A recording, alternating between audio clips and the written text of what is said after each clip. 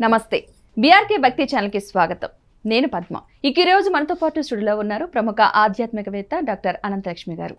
నమస్తే అమ్మ.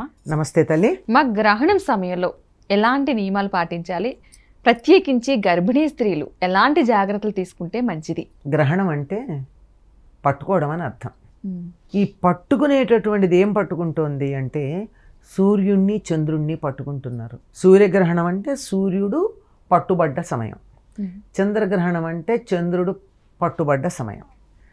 వీళ్ళిద్దరూ భూలోకంలో ఉన్నటువంటి కాంతికి ఆహారానికి కారణం వీళ్ళే కదమ్మా. అవునమ్మా.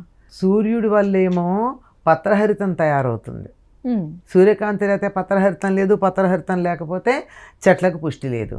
చెట్లకు పుష్టి ఉంది కానీ దానికి ఔషధీ గుణం రావాలి అంటే చంద్రుడు అవసరం. చంద్రకిరణాల వల్ల మాత్రమే పత్రహరితం ఏ చెట్టులోది ఏ రకంగా మారాలో నిర్ణయం అయ్యేది.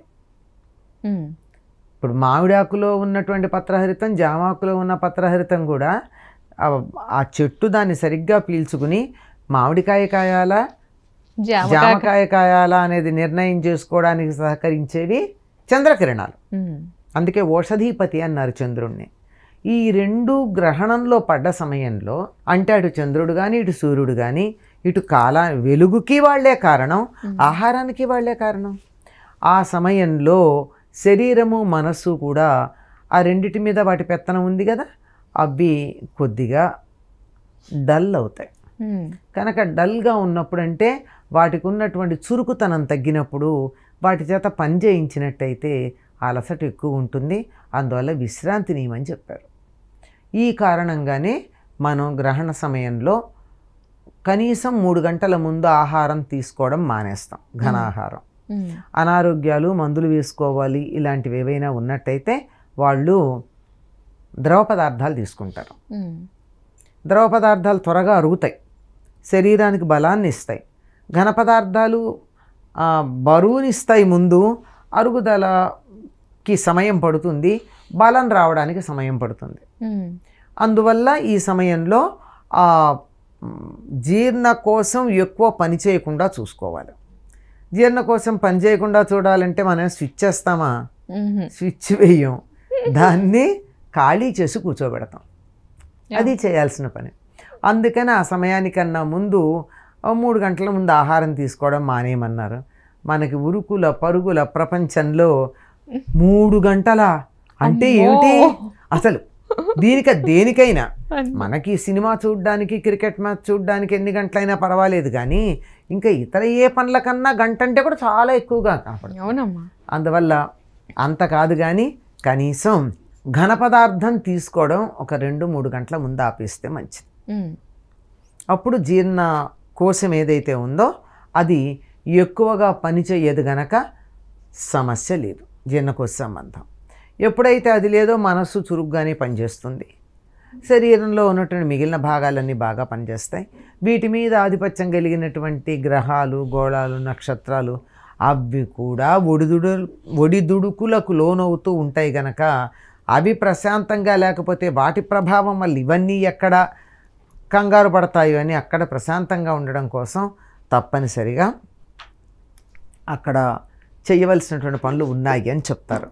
అంతేగాని వేరే కారణం ఏం కాదమ్మా. గర్భిణీ స్త్రీల విషయంలో కొంచెం జాగ్రత్త ఉండాలని చెప్పేసి అంటారు కదమ్మా. డెఫినెట్లీ ఉండాలమ్మా. ఎందుకు అంటే గర్భిణీ స్త్రీ పొట్టలో బిడ్డ ఉన్నప్పుడు ఎందులో ఉంటాడమ్మా?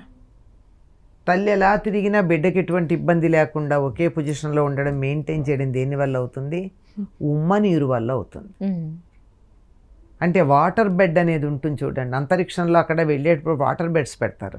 అది ఏ డైరెక్షన్లో వెళ్ళినా వాటర్ మీద బెడ్ సమానమైన లెవెల్లో మెయింటైన్ అవుతూ ఉంటుంది. ఆ రకంగా ఉండాలి.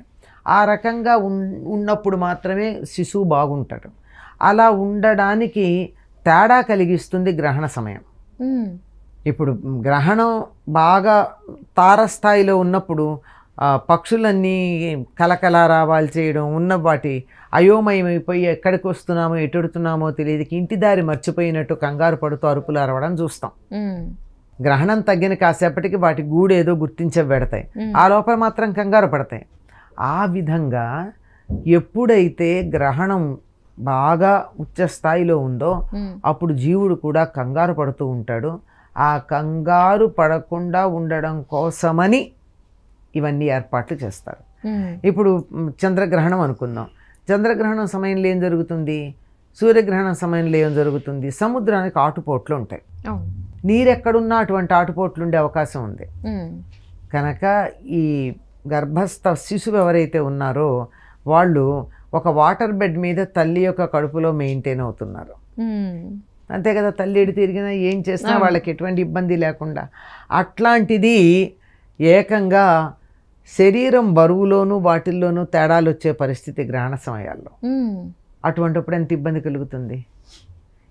ఇంత శాస్త్రీయంగా ఆలోచించిన తర్వాత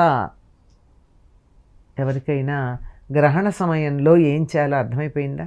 అవునమ్మా, అవునమ్మా. మంచిగా గర్భిణీ స్త్రీలు ఎట్టి పరిస్థితుల్లో ఏమండి మేము గర్భవతిగా ఉన్నప్పుడు మా గ్రహణం వచ్చింది మేమేం పాటించలేదు బాగానే ఉన్నాం కదా అంటే, ఎక్సెప్షన్ కేసెస్ వేరు, జనరల్ రూల్ వేరు అవ్వచ్చు. ఆ 1001 మనిషి మీద కూడా కృపతో మన ఋషులు కొన్ని పద్ధతులు చెప్పారు. 1000 మంది బాగానే ఉన్నారు, ఒక్కడే కదండి నష్టపోయిందంటే ఆ ఒక్కడు కూడా నాకు ప్రధానమే, వాడు కూడా కష్టపడకూడదు, వాడు కూడా బాగుపడాల్సిందే అని సర్వమానవ సౌభ్రాతృత్వాన్ని గురించి చెప్పినటువంటి ఋషులు చెప్పినటువంటి మాట అయితే. అమ్మ, అలాగే గ్రహణాల సమయంలో పుట్టిన వారికి కష్టాలు వస్తాయని అంటూ ఉంటారు చాలా మంది. సో అది నిజమే అంటారా? నిజంగానే కష్టాలు వస్తాయా వాళ్ళకి, లేదంటే కష్టాలు ఉండవా? తెలీదు. దానికి గ్రహణానికిను పుట్టుకకి గ్రహణ సమయానికి సంబంధం లేదమ్మా. అప్పుడున్నటువంటి గ్రహాల యొక్క స్థితిగతులు బట్టే వస్తాయి తప్ప గ్రహణ సమయంలో పుట్టినందువల్ల ఇట్లా వచ్చాయని ఏమి ఉండదు.